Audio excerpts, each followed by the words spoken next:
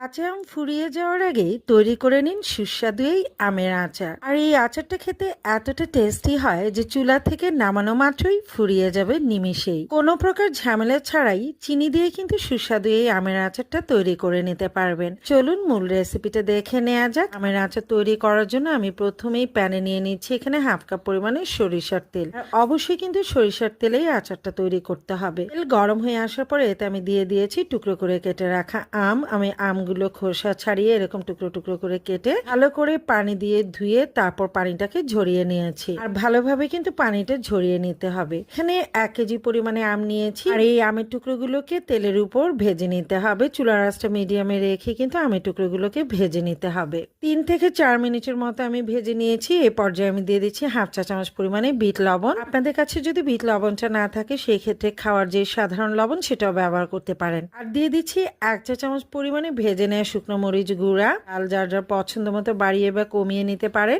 আজকের আচার তৈরিতে আমি যে যে উপকরণ ব্যবহার করছি তার প্রত্যেকটা নিজেদের পছন্দ মতো বা টেস্ট অনুযায়ী বাড়িয়ে বা কমিয়ে নিতে পারবেন। আবারও নেড়ে চেড়ে খুব ভালোভাবে একটু কষিয়ে নিতে হবে। আর লক্ষ্য রাখতে হবে আচারটা যেন প্যানের গায়ে লেগে না যায়। দিয়ে দিচ্ছি 1 টেবিল চামচ পরিমাণে সরিষা বাটা। আর অবশ্যই সরিষা বাটা দিয়ে আচারটা তৈরি করার চেষ্টা করবেন, তাহলে দেখবেন এর টেস্টটা কিন্তু দারুণ আসে। সবগুলো উপকরণ দিয়ে আবারও আমরা একটু ভালোভাবে ভেজে নিব।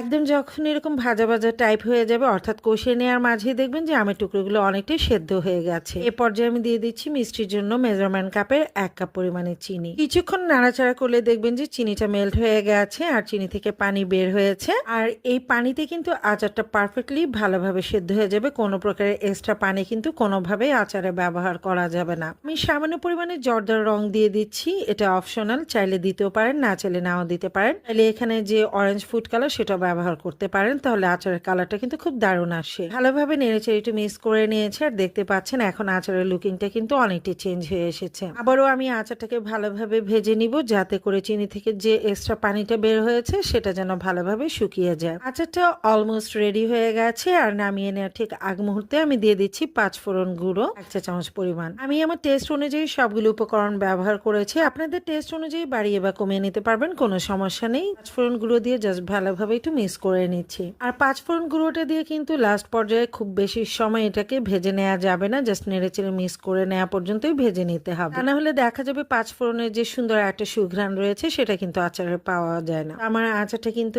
একদম রেডি হয়ে গেছে। আর এই আচারটা এরকম গলা গলা টাইপ হবে, অর্থাৎ দেখতে পাচ্ছেন সেদ্ধ হয়ে প্রায় গলে গলে গেছে, এরকম টাইপ হবে, মাখা মাখা টাইপ। আর এই আচারটা আপনারা খিচুড়ি ভাত যে কোনো কিছুর সাথে কিন্তু সার্ভ করে নিতে পারেন। আর এমনি এমনি খেতে তো আচারের কোনো তুলনাই হয় না। যাই হোক, যদি রেসিপিটা ভালো লেগে থাকে তাহলে প্লিজ লাইক, কমেন্ট এবং শেয়ার করে দিবেন। যারা এখন পর্যন্ত আমার চ্যানেলটিকে সাবস্ক্রাইব করেনি প্লিজ আমার চ্যানেলটাকে সাবস্ক্রাইব করে সাথেই থাকার অনুরোধ রইল। তো আজকের মতো এখানে বিদায় নিচ্ছি। দেখা হবে খুব শীঘ্রই নতুন কোনো রেসিপির সাথে।